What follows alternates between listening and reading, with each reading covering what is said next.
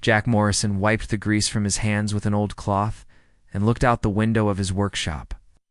The twin suns of New Eden were setting behind the purple mountains, painting the sky in shades of orange and pink. It was beautiful here, peaceful in a way that still surprised him after all these years.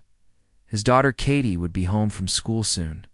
She was 16 now, tall and smart with her mother's green eyes and stubborn streak. Every day she came home full of questions about the universe, about alien species, about the stars beyond their small colony world.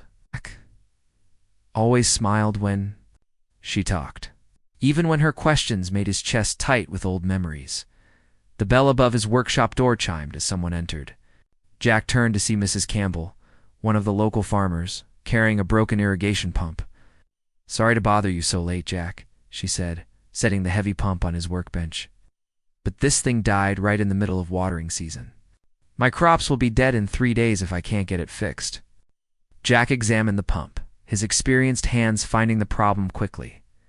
A burned-out power coupling, nothing too difficult.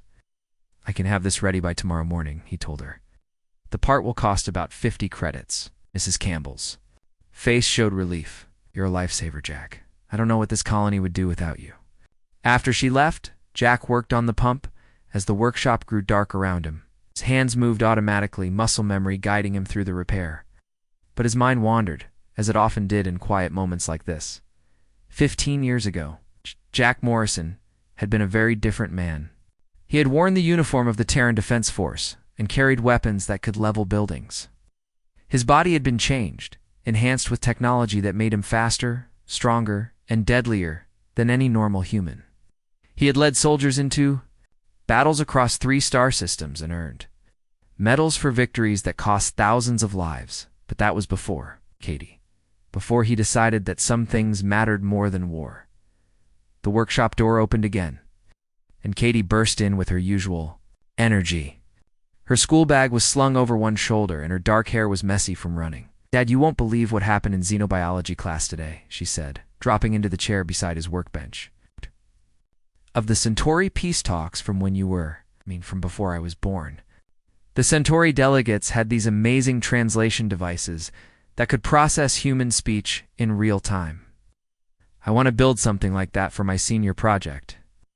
Jack smiled, but inside he felt the familiar twist of anxiety. Katie's interest in alien cultures was natural for someone her age, especially someone as smart as she was. But it reminded him of the galaxy beyond New Eden, the galaxy he had tried so hard to leave behind. "That sounds like a great project," he said, focusing on the pump repair. "Professor Williams is a good teacher. She knows a lot about alien technology." Katie leaned forward, her eyes bright with curiosity. "Dad, can I ask you something about before we came here?" Jack's hand stopped moving. This was the question he had been dreading for years, the one that came up more and more often as Katie grew older. "What do you want to know?" he asked carefully. "Professor Williams said that during the war, there were these special soldiers, enhanced soldiers who could do incredible things. She said they were the reason humanity won the war." Katie paused, studying her father's face. "You never talk about the war? Were you there? Did you see any of the fighting?" Toulson looked at his daughter. She was so young, so full of hope and curiosity about the universe. How could he tell her that her father had been one of those enhanced soldiers? That he had killed hundreds of beings with his bare hands?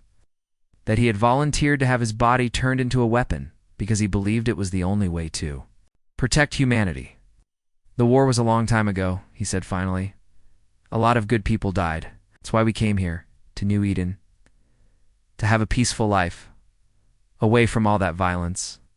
Katie nodded, but Jack could see she wasn't satisfied with his answer. She was too smart, too observant. Sometimes he caught her watching him when she thought he wasn't looking, and he wondered what she saw.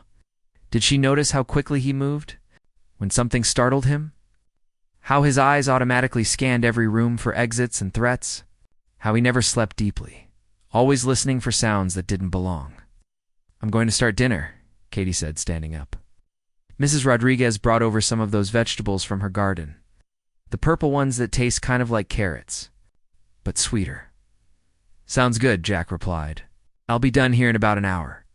After Katie left for their small house next to the workshop, Jack tried to focus on his work, but his mind kept drifting to the conversation. Katie was growing up, becoming more curious about the world beyond their colony. Soon, she would be 18. Ready for university? She had already been accepted to the xenobiology program at Terra Nova University, though Jack had not yet agreed to let her go. The truth was, Jack was terrified of letting Katie leave New Eden. Here she was safe. Here. The galaxy's dangers couldn't touch her. The colony was small and isolated, far from the major shipping lanes and political conflicts that defined life in the core worlds. Most of the colonists were families like them, people who had chosen simple lives over the chaos of galactic civilization. But Jack knew he couldn't protect Katie forever. She was too bright, too ambitious to be satisfied with life on a farming colony. She wanted to explore the universe, to meet alien species, to push the boundaries of human knowledge. It was everything Jack had once fought to make possible, even as it terrified him now. As he finished repairing the irrigation pump, Jack made a decision. Tomorrow he would contact Terra Nova University and arrange for Katie's enrollment. She deserved the chance to follow her dreams, even if it meant letting her go into a galaxy that was still full of dangers. He had no way of knowing that tomorrow would be too late, that tonight was the last peaceful evening they would ever share, that forces were already moving in the darkness between stars, forces that would shatter their quiet life and drag them both back into the violence Jack had tried so hard to escape. Outside, twin suns finished setting, and New Eden's 3 small moons began to rise. In the distance, something that looked like a shooting star streaked across the sky. Jack glanced up at it through his workshop window, then went back to cleaning his tools. He didn't know it was a ship. The attack came before dawn. Jack woke to the sound of plasma rifles firing in the distance, a sound he had not heard for 15 years, but would never forget. His body reacted before his mind fully processed what was happening. It was enhanced. Hearing picked up the high-pitched whine of energy weapons, the crash of buildings being destroyed, and the screams of his neighbors. Jack rolled out of bed and moved toward Katie's room. Damn. His bare feet silent on the wooden floor. His daughter was already awake, sitting up in bed with her eyes wide with fear. "Dad, what's happening?" she whispered. "Get dressed. Fast. Dark clothes. Nothing that shines," Jack said, his voice calm despite the chaos outside. "I'll stay away from the windows." Katie moved quickly, pulling on jeans and a dark sweater. Jack could see her scientific mind working, trying to understand what was happening. Are we under attack? Who would attack a farming colony? Jack didn't answer. He was already moving through the house, his mind calculating distances and escape routes. The attacks were coming from the center of town, which meant the attackers had landed near the school and the main market square. They were probably using teleportation technology, dropping troops directly into populated areas, through the kitchen window. Jack saw flashes of green light cutting through the morning darkness. Plasma fire. Military-grade weapons. This wasn't pirates or raiders looking for supplies. This was a full military operation. "Katie, we need to go now." Jack grabbed his emergency pack from the closet, something he had kept ready for 15 years but never thought he would need. "Stay close to me. Do exactly what I say." He slipped out the back door of their house. Jack's enhanced senses scanned the area automatically, checking for heat signatures and movement. The attackers seemed focused on the town center, but that could change quickly as they moved through the shadows between houses. Jack saw their neighbors' faces pressed against windows, watching the destruction in terror. These were good people, farmers and crafters who had never seen real violence. They had no idea how to respond to a military assault. Jack and Katie reached the edge of town and took cover behind a grove of trees. From here, Jack could see the attackers clearly for the first time. They were tall, humanoid beings with pale blue skin and elaborate armor that seemed to shift color in the light. Zephyrians. Jack recognized them from intelligence briefings during the war. "Dad, look," Katie whispered, pointing toward the town center. A large ship was hovering above the main square, its hull gleaming silver in the early morning light. Transport pods were moving back and forth between the ship and the ground, loaded with captured colonists. Jack's enhanced vision could make out the details that Katie couldn't see. The colonists were alive but restrained, being loaded into the pods like cargo. "They're taking people," Katie said, her voice shaking. "Why are they taking people?" Jack didn't answer because he was trying to count the enemy forces, at least 40 Zephyrian soldiers on the ground, plus however many were on the ship. Their weapons were advanced, their armor was military grade, and they moved with the discipline of professional soldiers. Oh. This wasn't a random raid. This was a planned operation. One of the Zephyrian officers was directing the loading of prisoners. He was taller than the others, with more elaborate armor and what looked like command insignia. Jack watched as the officer gestured toward a group of colonists, apparently giving orders about which ones to take and which ones to leave behind. Katie started to stand up, probably to get a better view, but Jack pulled her back down. "Stay low," he said. "We need to—" A hand grabbed Jack's shoulder from behind. He spun around, ready to fight, but it was Bill Peterson, one of their neighbors. Bill's face was pale with fear, and his hands were shaking. "Jack, thank God you're okay," Bill whispered. "They took my family. They took Sarah and the kids. We have to do something." Jack looked back toward the town. More transport pods were loading prisoners. The operation was almost complete. In a few minutes, the Zephyrians would be gone, taking dozens of colonists with them. "We need to get everyone to safety first," Jack said. "Then we can figure out what to do." But even as he said it, Jack knew the truth. By the time they organized any kind of rescue, the Zephyrians would be long gone. The colonists had no military ships, no weapons that could challenge alien technology. The local defense force consisted of 6 people with basic training and equipment designed for dealing with wildlife. Not alien armies. "Dad," Katie said suddenly, "they're coming this way." Jack looked toward town and saw a patrol of Zephyrian soldiers moving in their direction. They were doing a final sweep, probably looking for anyone who might have escaped the initial roundup. "This way," Jack said, leading Katie and Bill deeper into the forest. His enhanced body could move silently through the woods, but Katie and Bill were making noise, breaking branches and breathing hard from fear. Behind them, Jack could hear the Zephyrian patrol getting closer. Their equipment was probably scanning for heat signatures and movement. The trees would provide some cover, but not for long. They reached a small clearing where several other colonists had gathered. Jack recognized most of them, neighbors and neighbors, and friends who had managed to escape the initial attack, or maybe 20 people, including several children. They all looked terrified and confused. "What do we do, Jack?" asked Mrs. Rodriguez, holding her young son close to her chest. "They took my husband. They took so many people." Jack looked at the group of survivors.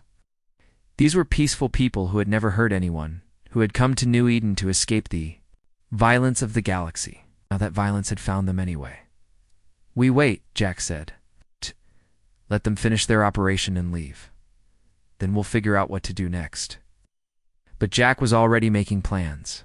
He was remembering skills he had tried to forget, thinking about resources he had hidden away, considering options he had hoped never to use again. The Zephyrians had made a mistake. They had taken his daughter's friends, her neighbors, the people she cared about. And they had no idea what they had awakened.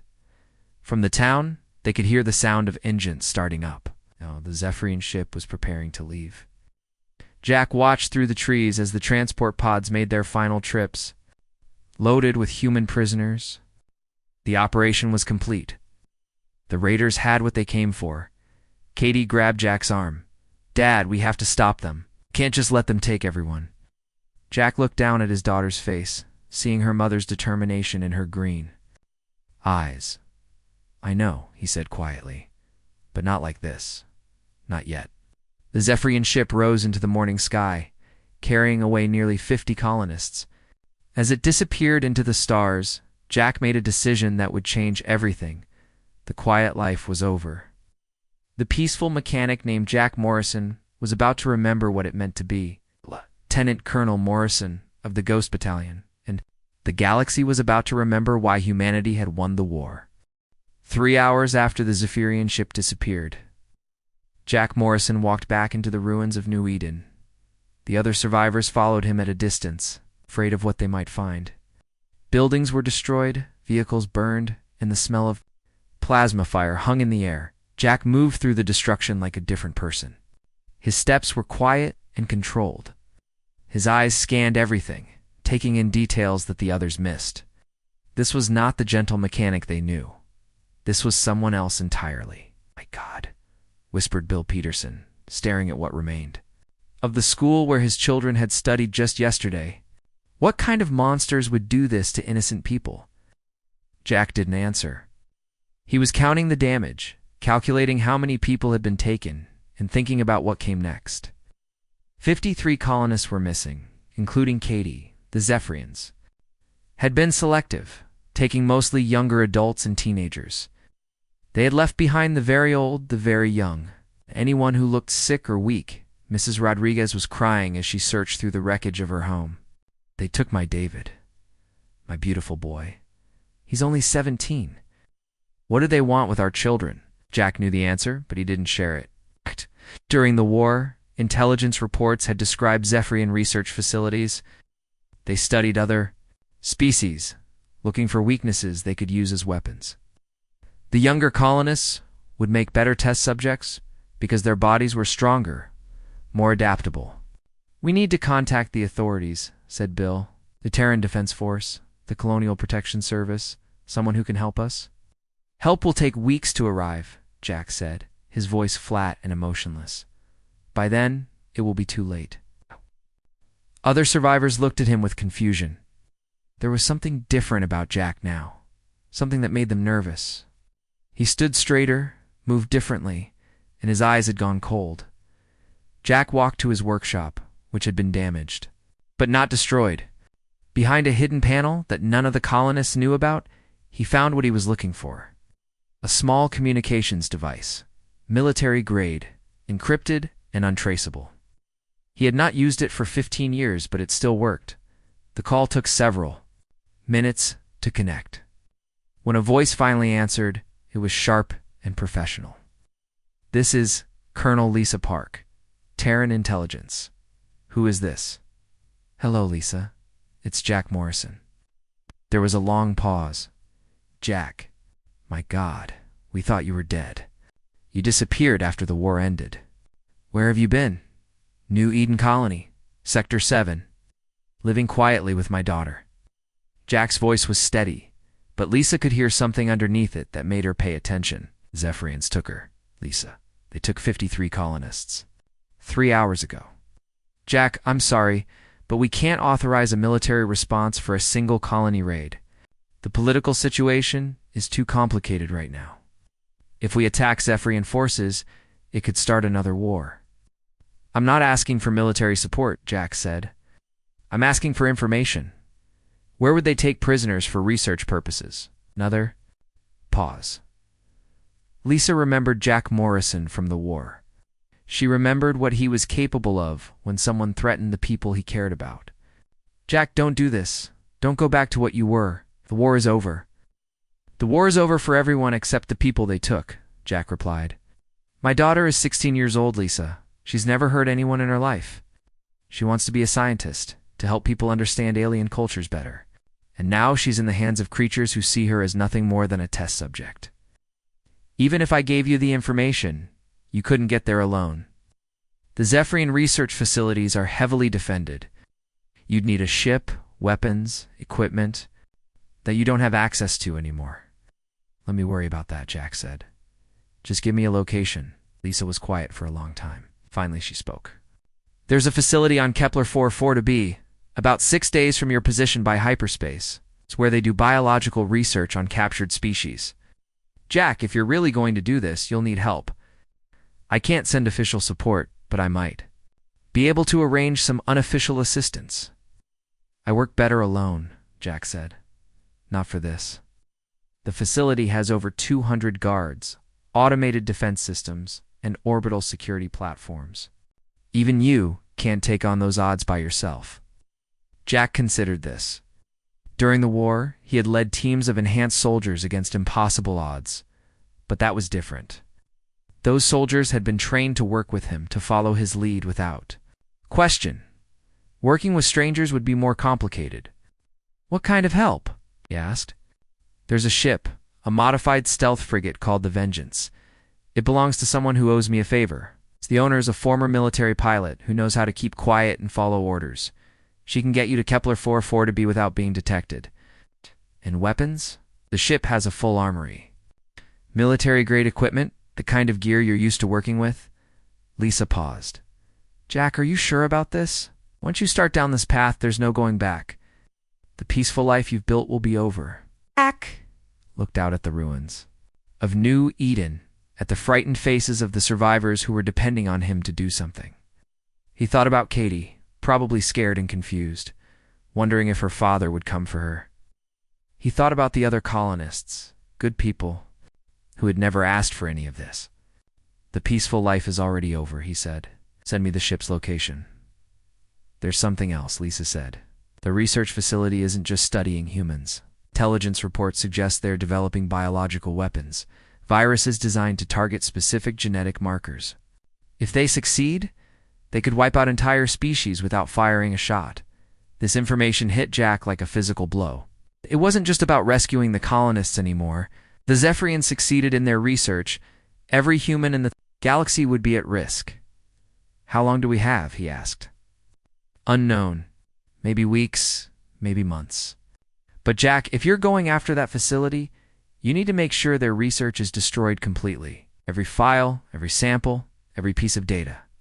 "Understood. The ship will meet you at the coordinates I'm sending to your device. Pilot's name is Captain Maria Santos. Just tell her I sent you and that the debt is paid in full." Lisa's voice softened slightly. "Jack, bring our people home."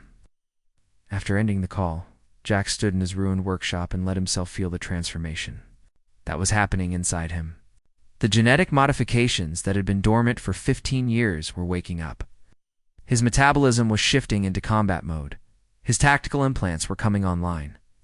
His body was remembering what it had been designed for. The gentle mechanic, named Jack Morrison, was disappearing, replaced by something harder and more dangerous. Lieutenant Colonel Morrison of the Ghost Battalion was coming back to life, and this time, he had something to fight for that mattered more than any war. He had 47 hours to reach the rendezvous point with Captain Santos. Then, together, they would travel to Kepler 4 to be and remind the Zephyrians why humans had earned their reputation as the galaxy's most dangerous species. Katie was waiting for him, and he would not let her down. The research facility on Kepler 442b looked like a metal fortress built into the side of a mountain. Captain Maria Santos flew her ship, the Vengeance, in slow circles around the planet, while Jack studied the target through the ship's sensors. "That place is built like a tomb," Maria said, shaking her head. "Energy shields, automated gun turrets, and at least 3 orbital defense platforms." "How exactly are you planning to get inside?" Jack didn't answer immediately. He was counting guards, mapping patrol routes, and identifying weak points in the facility's defenses. His enhanced mind processed the tactical information automatically, building attack plans and backup strategies. "The waste disposal system," he said finally. "They have to get rid of biological waste somehow. There will be tunnels leading from the facility to disposal sites outside the shields." Maria looked at him like he was crazy. "You want to crawl through alien sewage to break into the most heavily defended research facility in Zephyrian space?" "Yes." 6 hours later, Jack stood at the edge of a cliff wearing full combat armor and carrying enough weapons to outfit a small army. The armor was black, designed to absorb light and sensor scans. The weapons were military grade, the kind that could punch through armored walls below him. The research facility buzzed with activity. Guard patrols moved in regular patterns around the perimeter. Transport ships came and went from landing pads built into the mountain. Jack's enhanced hearing could pick up radio chatter between the guards. Though he couldn't understand their language, Jack rappelled down the cliff face, his enhanced muscles and carbon nanotube bones making the descent easy. At the bottom, he found what he was looking for: a large pipe that carried wastewater from the facility to a treatment plant half a mile away. The pipe was just big enough for a human to crawl through, though barely. Jack activated his armor's life support systems and entered the tunnel. The smell was horrible, but he had endured worse during the war.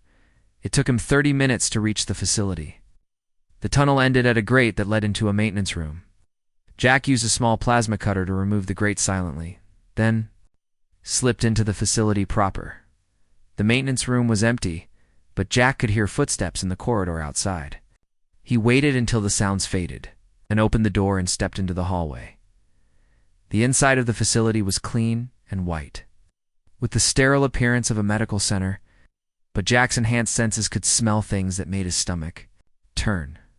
Pain, fear, and the chemical smell of biological experiments. Jack's tactical implants activated. Overlaying a map of the facility onto his vision, he had studied the blueprints during the trip to Kepler 44b, memorizing every corridor and room. The high-security biological research wing was 3 levels up, half a mile to the east.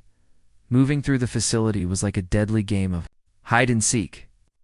Jack's enhanced hearing let him track guard patrols before they could see him. His modified reflexes allowed him to move between hiding spots faster than normal humans could follow. When he had to eliminate guards, he did it silently and efficiently. The first Zephyrian soldier Jack encountered was standing alone at a security checkpoint. The alien was tall and lean, with pale blue skin and large black eyes. He never saw Jack coming. One moment he was checking his weapon, the next he was unconscious on the floor. Jack continued deeper into the facility, leaving a trail of sleeping guards behind him. His military training had taught him to avoid unnecessary killing when possible, but he was prepared to do whatever was necessary to reach Katie as he moved through the corridors. Jack began to understand the true scope of the Zephyrian research program. Through laboratory windows, he saw dozens of test subjects from different species. Humans, Centauri, even some species he didn't recognize. They were all connected to monitoring equipment, their bodies being studied and tested, the rage that built inside him was cold and controlled.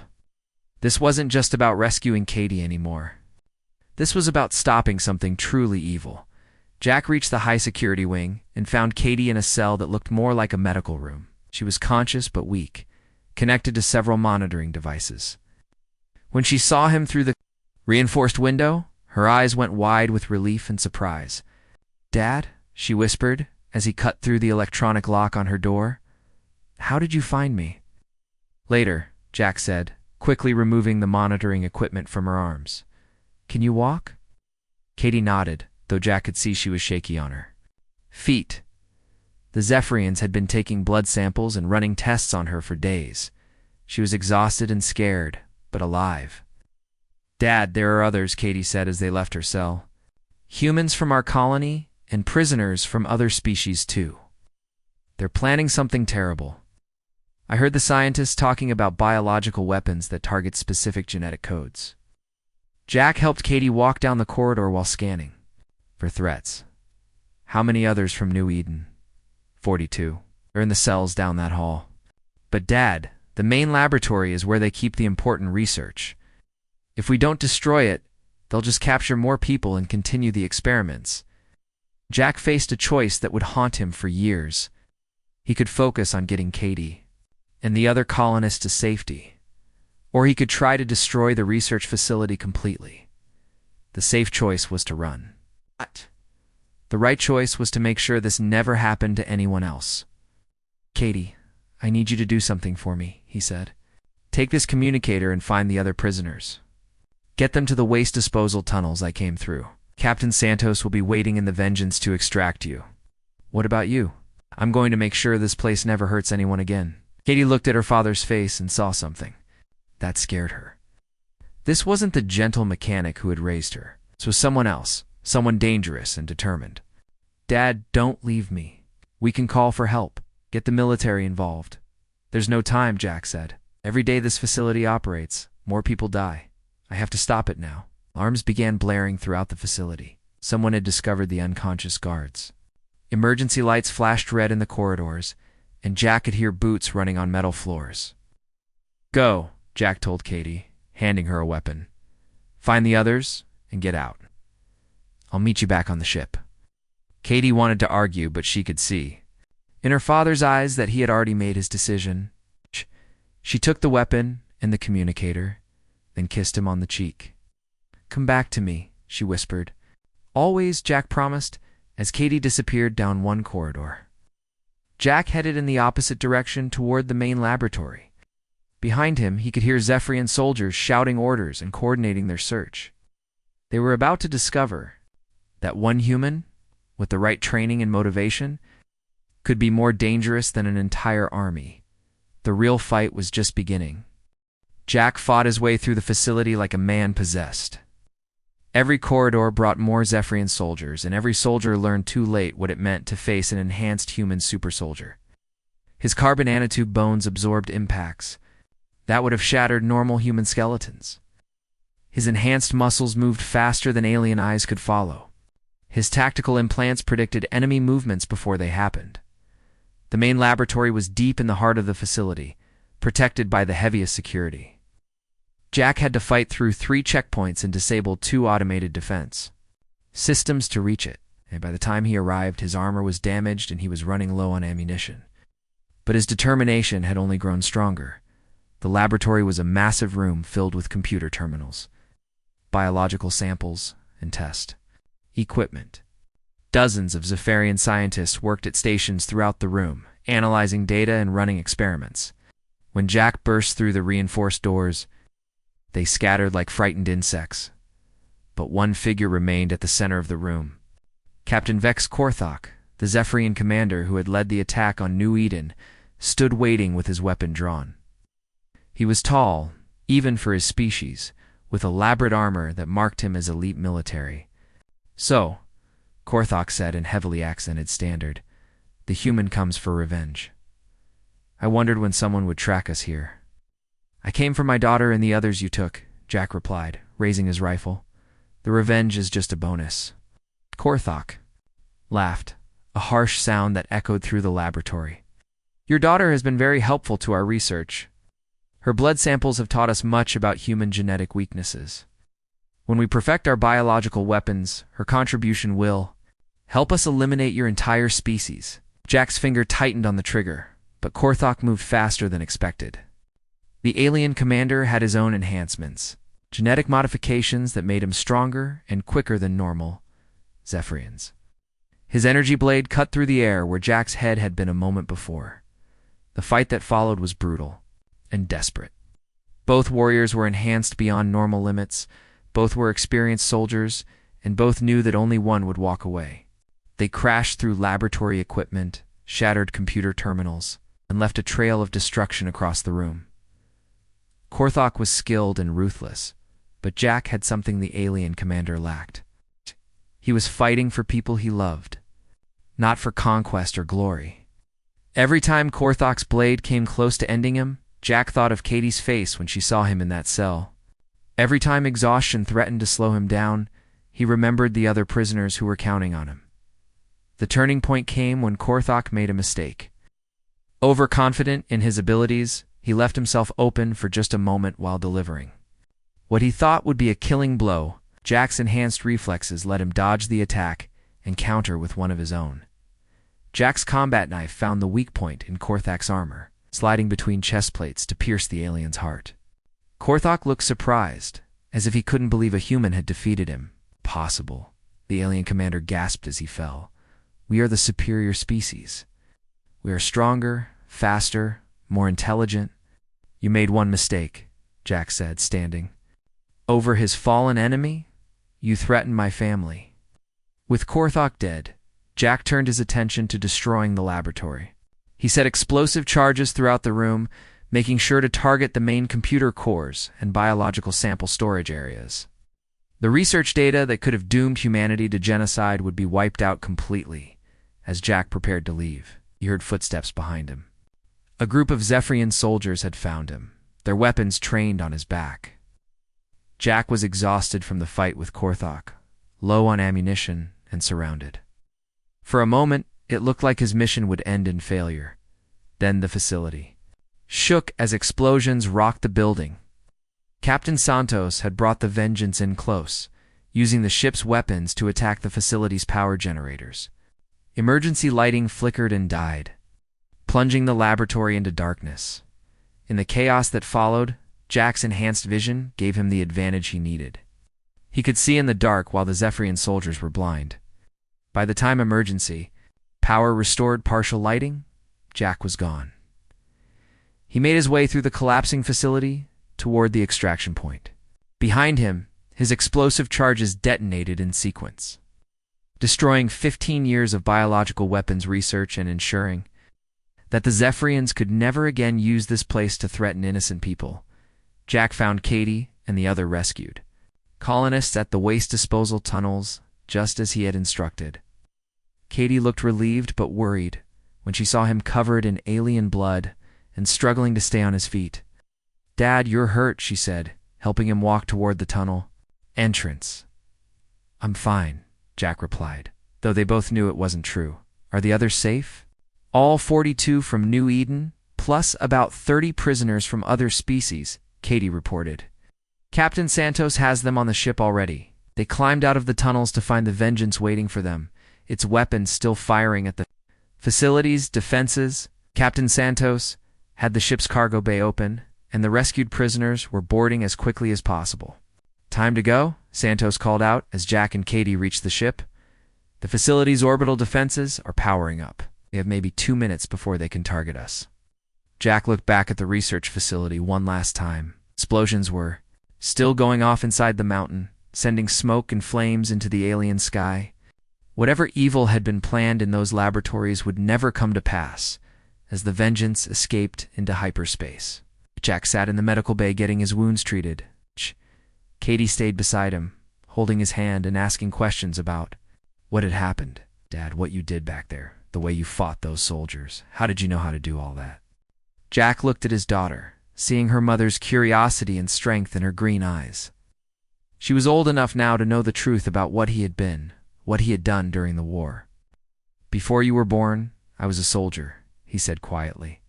"A special kind of soldier, enhanced to fight in a war that threatened all of humanity. I thought that part of my life was over when the war ended, but it's not over, is it?" Katie asked. "There are still people out there who need help, who need someone to protect them." Jack nodded slowly. "Yes, there are." "Then maybe it's time to stop pretending to be just a mechanic," Katie said. "Maybe it's time to be who you really are." 6 months later, Jack Morrison opened a new kind of business on New Eden. Instead of fixing farming equipment, he trained colonists in self-defense and emergency response. Instead of hiding from his past, he used his skills to protect people who couldn't protect themselves. Katie went to university as planned, but she chose to study both xenobiology and military tactics. She wanted to understand alien species, not just as a scientist, but as someone who could help prevent conflicts before they started, sometimes. Late at night, Jack would look up at the stars and remember the research facility on Kepler 4 for 2B. He had saved his daughter and stopped a genocide. But he knew there were other threats out there. There were people who needed help. The galaxy was vast and dangerous. But humanity had something that their enemies often underestimated. They had people willing to fight for what mattered, to sacrifice everything to protect the innocent. And sometimes, that was enough to change everything.